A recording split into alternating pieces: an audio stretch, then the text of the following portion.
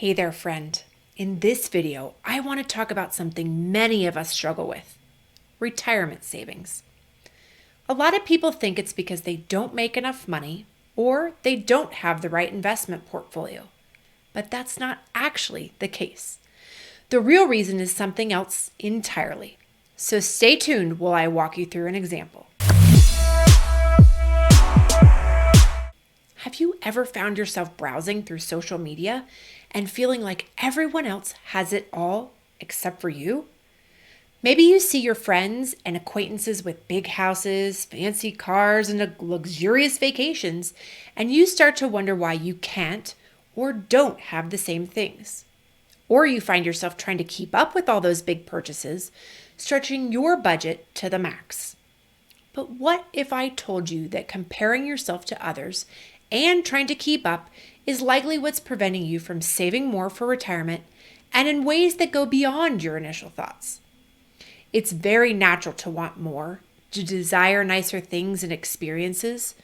But you see, when we compare ourselves to others, it's easy to fall into the trap of thinking we need to have what they have.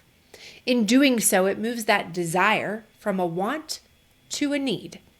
The issue here is that we're creating our dreams from other people's actions, or deciding we want something because it's advertised to us.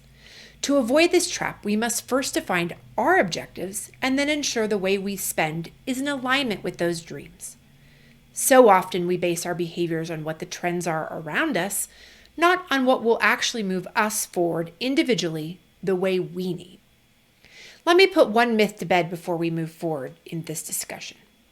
I am not going to tell you that you can't have nice or luxurious things now or in the future, or that the way to financial greatness is to cut out your daily coffee.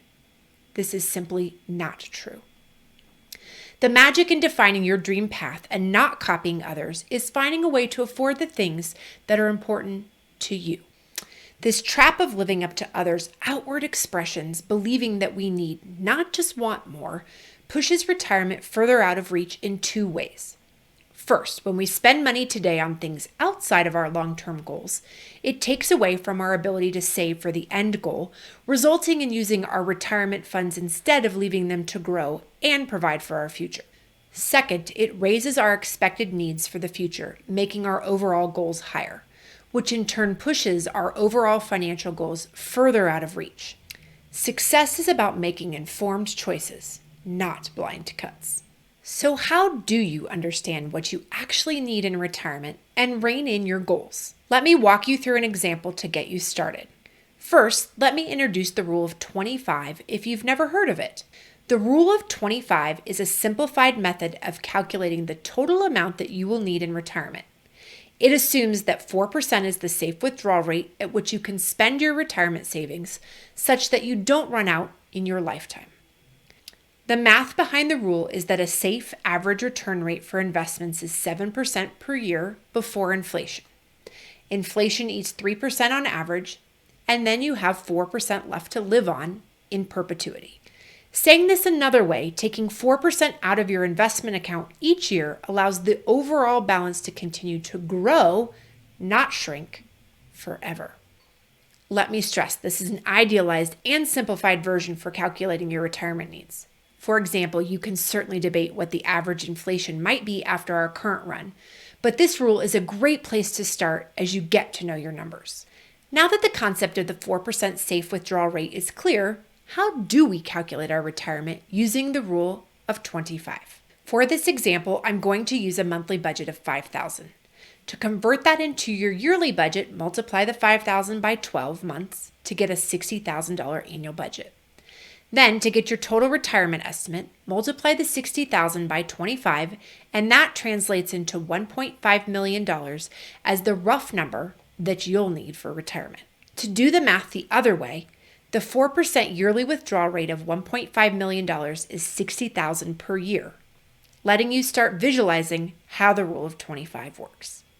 Okay, now that we have an overall number to start working with, let's look at the impact spending can have.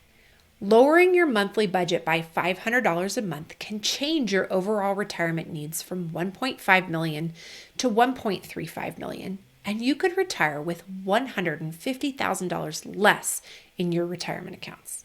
When you start looking at how much you can save a year, this could literally shave years or even decades off your retirement date. Or it could provide you with the cushion or insulation for your savings to tackle things in the future like inflation. With this type of calculation, I want you to start thinking about how little you can retire with, not how much you need. This shift turns traditional thinking on its head and starts putting those far off goals within reach. Comparing yourself to others is not only emotionally draining, but it can also lead to sabotaging your long-term financial growth and goals. So don't keep up with the Joneses. Focus on your own financial journey, creating your dream path, prioritizing saving and spending in alignment with what matters to you, rather than falling for the pressure to equalize your standards of living with others. It's the magic that will allow you to find your financial freedom. Want more on this line of thought?